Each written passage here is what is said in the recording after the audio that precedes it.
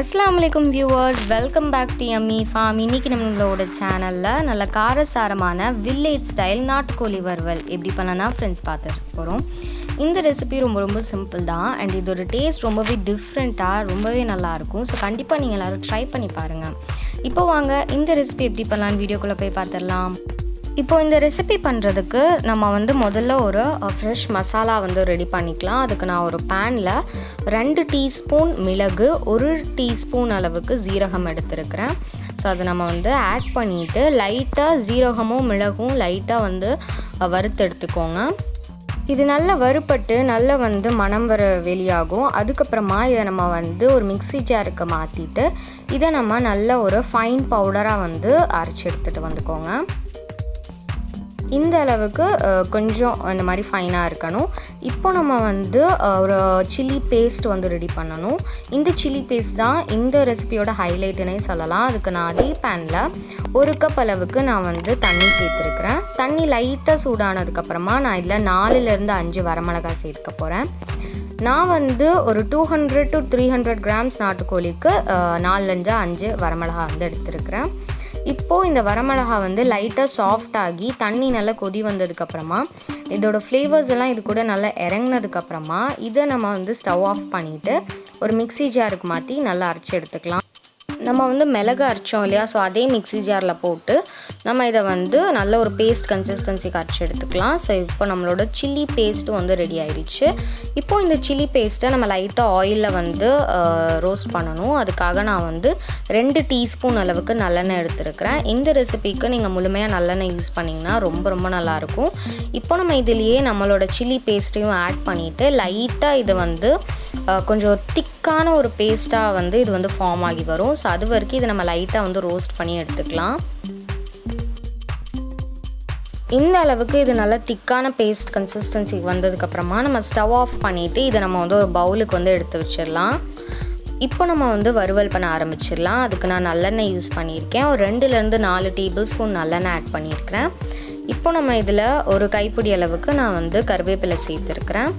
அது கூடவே சின்ன வெங்காயம் நான் ஒரு 2லேருந்து 3 கைப்பிடி அளவுக்கு சின்ன வெங்காயத்தை நான் நல்லா இந்த மாதிரி கட் பண்ணி எடுத்திருக்கேன். இந்த வறுவலுக்கு நீங்கள் சின்ன வெங்காயம் யூஸ் பண்ணிங்கன்னா ரொம்ப நல்லாயிருக்கும். ரொம்ப நல்லா டேஸ்ட்டாகவும் இருக்கும். சின்ன வெங்காயம் இல்லைனாலும் நீங்கள் பெரிய வெங்காயம் யூஸ் பண்ணலாம். ஆனால் இந்த ரெசிபிக்கு சின்ன வெங்காயம் யூஸ் பண்ணிங்கன்னா ரொம்ப அற்புதமாக இருக்கும். இதுலேயே நான் 1 டீஸ்பூன் அளவுக்கு உப்பு சேர்த்துருக்கேன். ஜஸ்ட் லைட்டாக அது வதங்குறதுக்காக 1 டீஸ்பூன் அளவுக்கு உப்பு சேர்த்துட்டு இதை நம்ம நல்லா கலந்துடலாம். இந்த வெங்காயம் நல்லா வதங்கி வரணும். அதுக்கு நான் மூடி ஒரு 2லேருந்து 3 நிமிஷம் போல் அதை குக் பண்ணி எடுத்துக்கிறேன். இப்போது இது ஓரளவுக்கு நல்லா குக் ஆனதுக்கப்புறமா இதுலேயே நான் 1 டேபிள் ஸ்பூன் அளவுக்கு இஞ்சி பூண்டு விழுது, 1/4 டீஸ்பூன் அளவுக்கு மஞ்சள் தூள் இதெல்லாத்தையும் சேர்த்துட்டு நல்லா கலந்துக்கோங்க. இஞ்சி பூண்டு விழுதோட பச்சை வாசனை போய் இது வெங்காயத்தோட நல்லா வதங்கி வரணும். அது வரைக்கும் இதை நம்ம சாட்டே பண்ணி எடுத்துக்கலாம். இப்போ பார்த்திங்கன்னா இது நல்லா இந்த மாதிரி நல்லா வதங்க ஆரம்பிச்சிருக்கு. இப்போ நான் இதில் தக்காளியை அரைச்சி ஆட் பண்ணிக்கிறேன். ஒரு சின்ன சைஸ் தக்காளியை நான் மிக்ஸி ஜாரில் போட்டு நல்லா அரைச்சி எடுத்திருக்கேன். இந்த மாதிரி ஒரு பேஸ்ட் கன்சிஸ்டன்சியில் இருக்குது. ஸோ அதை நம்ம இதில் ஆட் பண்ணிவிட்டு இது கூடவே நம்ம ரெடி பண்ணி வச்சுருந்தோம் இல்லையா சில்லி பேஸ்ட், ஸோ அந்த சில்லி பேஸ்ட்டையும் இதில் நம்ம ஆட் பண்ணிடலாம். ஆட் பண்ணிவிட்டு இதை நம்ம நல்லா மிக்ஸ் பண்ணிக்கோங்க. நல்லா ஈவனாக எல்லா பக்கத்துலேயும் மிக்ஸ் ஆகிற மாதிரி மிக்ஸ் பண்ணி எடுத்துகிட்டு இது கூடவே நான் ஒரு 2லேருந்து 3 டேபிள் ஸ்பூன் அளவுக்கு மல்லித்தூள் சேர்த்துக்கிறேன். ஸோ மல்லித்தூள் சேர்த்துட்டு நல்லா கலந்துட்டு இதை நம்ம நல்லா வதங்க விட்டுடலாம். இப்போது இது பார்த்திங்கன்னா லைட்டாக வதங்கினதுக்கப்புறமா இதுலேயே நான் 2 டீஸ்பூன் அளவுக்கு கரம் மசாலா சேர்த்துக்கிறேன். சேர்த்துட்டு நல்லா கலந்துக்கோங்க. நல்லா கலந்ததுக்கப்புறமா இப்போ நான் இதை மூடி ஒரு 5 நிமிஷம் போல் லோ ஃப்ளேமில் வச்சு நல்லா இதை வதங்க விட்டுடலாம். இப்போ பார்த்திங்கன்னா இது லைட்டாக வதங்க ஆரம்பிச்சாச்சு. இப்போ நம்ம இதில் நாட்டுக்கோழி சேர்த்துடலாம். நான் ஒரு 200 to 300 கிராம்ஸ் ஆஃப் நாட்டுக்கோழி எடுத்திருக்கேன். கண்ட்ரி சிக்கன் எடுத்திருக்கேன். இப்போ நம்ம இதில் ஆட் பண்ணிவிட்டு இந்த மசாலா எல்லாம் அந்த நாட்டுக்கோழியில் நல்லா கம்பைன் ஆகிற அளவுக்கு நம்ம இதை மிக்ஸ் பண்ணிடலாம். இப்போ நம்ம இது கூடவே இந்த நாட்டுக்கோழி வேகிற அளவுக்கு நான் தண்ணி சேர்த்துக்கிறேன். தண்ணி சேர்த்துட்டு, அதாவது நான் ஜஸ்ட் வந்து ஒரு கப் அளவுக்கு தண்ணி சேர்த்துருக்கேன். தண்ணி சேர்த்துட்டு இதை நம்ம வந்து சால்ட்டு, மசாலா எல்லாமே வந்து செக் பண்ணி எடுத்துக்கோங்க. சால்ட் தேவைப்பட்டுச்சுன்னா கொஞ்சமாக சேர்த்துட்டு, கடைசியில் நான் இதில் வந்து பட்டை, கிராம்பு, ஏலக்காய் பவுடர் இருக்குதுங்களா, ஸோ பட்டை, கிராம்பு, ஏலக்காவை நீங்கள் பவுடர் பண்ணிவிட்டு நீங்கள் ஸ்டோர் பண்ணி வச்சுட்டு எப்பப்பெல்லாம் நீங்கள் நான்வெஜ் பண்ணுறீங்களோ அப்பப்பெல்லாம் நீங்கள் வந்து கொஞ்சம் கொஞ்சமாக ஆட் பண்ணி ஒரு 1/4 டீஸ்பூன் போல் ஆட் பண்ணிங்கன்னா இதோட ஃப்ளேவர் எல்லாமே ரொம்ப அற்புதமாக இருக்கும். ஸோ நான் அது வந்து ஒரு 1/4 டீஸ்பூன் ஆட் பண்ணியிருக்கேன்.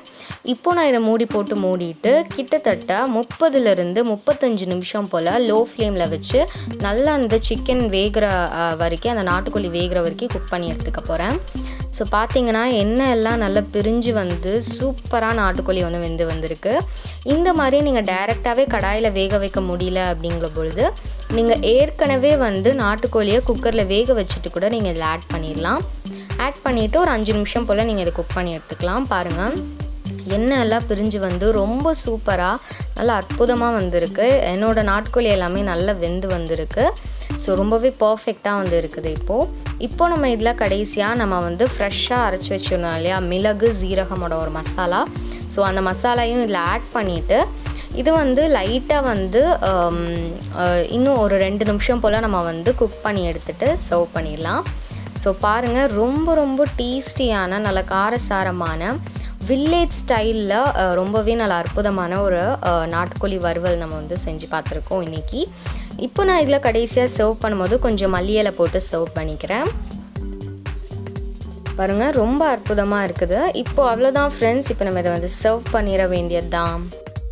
இப்போ நம்ம இதை வந்து சூடாக சர்வ் பண்ணிட வேண்டியது தான்.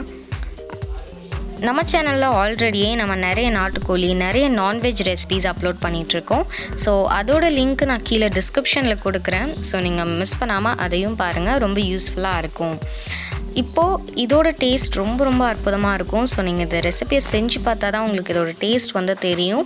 ஸோ கண்டிப்பாக ட்ரை பண்ணி பார்த்துட்டு உங்களோட ஃபீட்பேக்கை கீழே கமெண்ட்ஸில் சொல்லுங்கள்.